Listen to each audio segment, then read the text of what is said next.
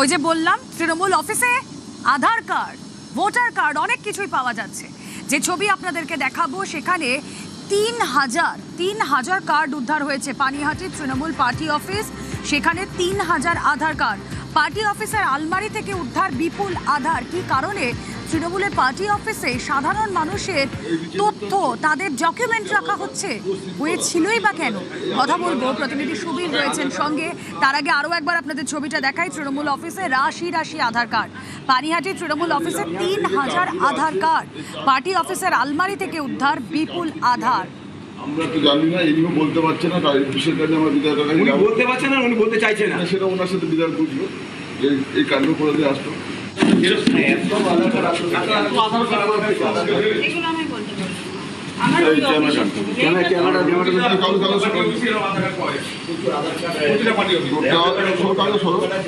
এই নিচে দেখতে পাচ্ছ ভর্তি আধার কার্ড, পুরো সিল করা, ঠিক আছে? এই আধার কার্ড কার কিসের জন্য আছে আমিও জানি না, আপনি কি বলতে পারবেন?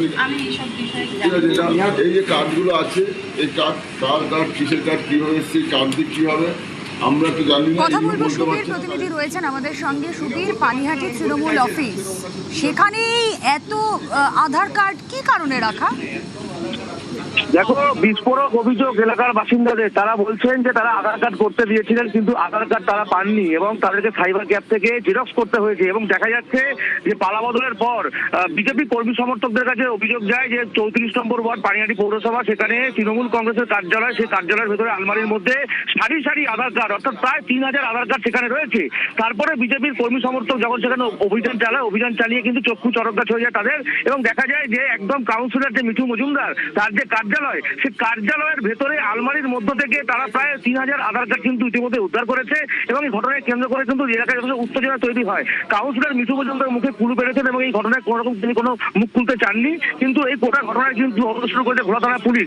কোথা থেকে আধার কার্ড আসলো, কিন্তু যেটা বিজেপির কর্মী সমর্থক বা নেতারা বলছেন যে সমস্ত আধার কার্ড উদ্ধার হয়েছে সেগুলো কিন্তু এই 34 নম্বর ওয়ার্ডের বিভিন্ন মানুষের আধার কার্ড, এমনটা কিন্তু উঠে এসেছে অভিযোগে, তারা অভিযোগ করছেন। পাশাপাশি গোটা ঘটনার তদন্ত শুরু করেছে ঘোড়া থানা পুলিশ।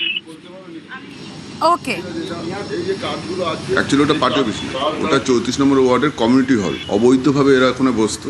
যখন আমরা খুলে ওনাকে হ্যান্ড ওভার করে দিই, ওনার জিনিসপত্র যেগুলো আছে ওইগুলো নিয়ে আপনারা বেরিয়ে যান এখান থেকে, তা তখন আমাদের চোখে পড়ে একটা টেবিল, তার মধ্যে কয়েক হাজার আধার কার্ড। যখন আমি কাউন্সিলরকে জিজ্ঞাসা করলাম, উনি বলছে আমি জানি না, চেয়ারম্যান জানে, চেয়ারম্যানের টেবিল ওটা।